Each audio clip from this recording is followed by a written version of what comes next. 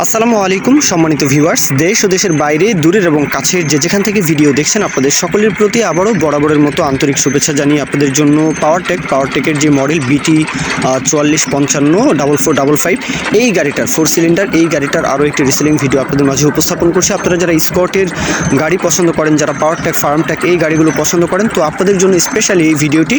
আর গাড়ি একেবারে পানির দামে, একেবারে বলবো যে পানির দামে বললেও ভুল হবে, একদম সস্তায় কিন্তু আসলে রোটার সহ গাড়িটা বিক্রি করা হবে। ফুল রানিং চাষের গাড়ি।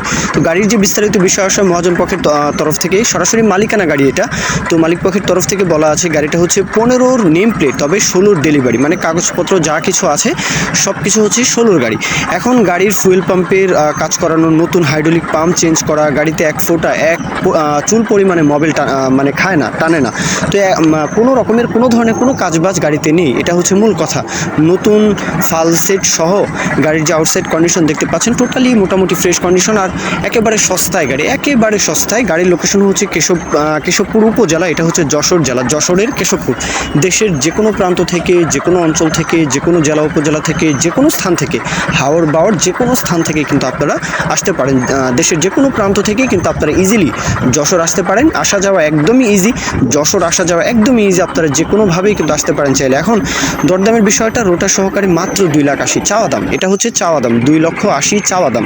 এরপরেও কিন্তু দরদাম বলার সুযোগ থাকবে। আর এই গাড়িগুলো কিন্তু ভালো সার্ভিস কিন্তু দিতে পারে।